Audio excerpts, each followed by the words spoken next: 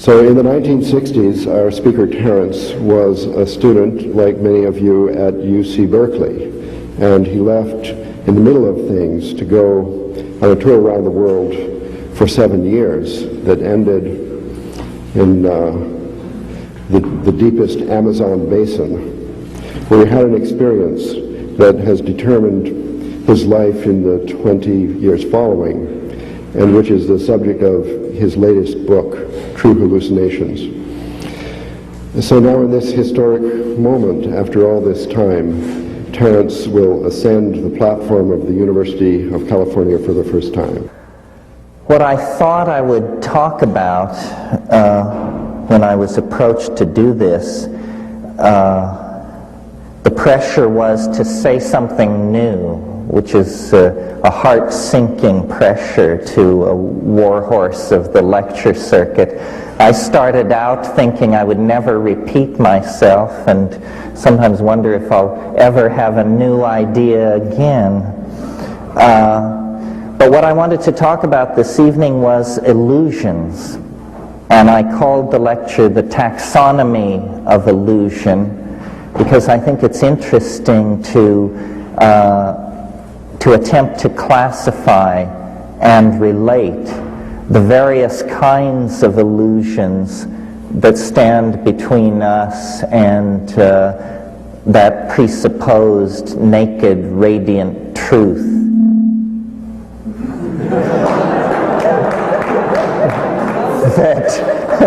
that has more or less driven the engines of Western philosophy since Plato.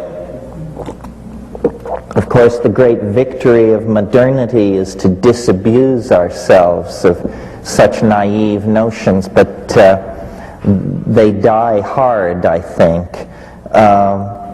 Ralph mentioned my latest book, and I don't intend to talk about the book particularly, but in the book I quote the only piece of poetry in the whole thing, not written by me. I now see that I seem to have lost it. Oh no, here it comes up. But it relates to this on many, many levels, this question of illusion and the relationship of the self to the real and where the world falls in that equation and the limits of knowledge and all that other good psychedelic stuff that needs to be considered. The quote is from Pale Fire by Vladimir Nabokov, and if you don't know this book, you should. It is without doubt one of the funniest books in the English language, and it takes the form of a very long poem and then the commentary upon this poem. The poem is written by a character that Nabokov creates named John Shade, and the part that I want to call to your attention this evening runs like this. That rare phenomenon, the iridule, when, beautiful and strange, in a bright sky above a mountain range, one opal cloudlet in an oval form reflects the rainbow of a thunderstorm which in a distant valley has been staged, for we are most artistically caged. Now, this is a very strange piece of poetry. This is not like even Wallace Stevens at his most obscure. In the first place, this word, the iridule, you won't find this word in any dictionary, and yet I sensed that this is obviously the word for this phenomenon. I know what he's talking about. I have seen this opal cloudlet in an oval form which reflects the rainbow of a thunderstorm in a distant place. We're in the realm of mirage, and nature as mirage, and nature as mirrored labyrinth. And then the final point, and I'll go through all this in the course of talking to you. But the final line about being artistically caged, this is, I think, where the psychedelics come in. Because psychedelics allow one to pierce beyond the veil of cultural illusion, beyond the linguistic momentum of what has been handed on. The faith of Tantra and magic and psychedelics is that the apparent intransigent appearance of the world can somehow be overcome by an act of magic. I used to collect Tibetan thangkas, and the texts which go with some of these thangkas, I remember one in particular which, coming out of the Tibetan, the translation was, all things being reversed, the great Hla, the great God, appears instantly. You see, the precondition for magic is the reversal of causality somehow.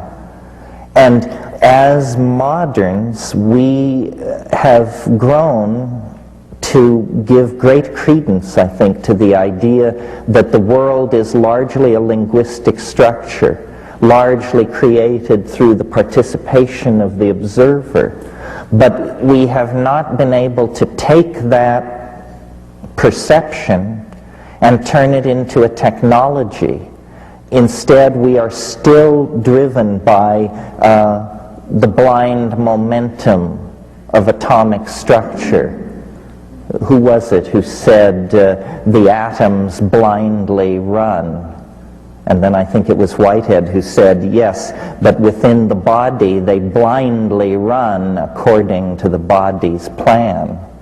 You see, what I think we're dealing with are patterns and then the indeterminate dimensions between patterns. And it's in those indeterminate places, within the interstices of reality, that the observer is able to establish him or herself and then model back the world. The reason I wanted to talk about a taxonomy of illusion was because I thought it was important to relate the various styles of hyper-seeing, non-seeing, and mis-seeing together, because I think that the heuristic consequences of doing that are to realize just how shifting the sands are upon which the ontological edifice of Western thinking rests. I mean, that's always the point, you see, to deconstruct Western civilization, because Western civilization, the toxic consequences are now clear for everyone to see. So the first category or grand family of illusions which we would put into our taxonomic key would be social illusions.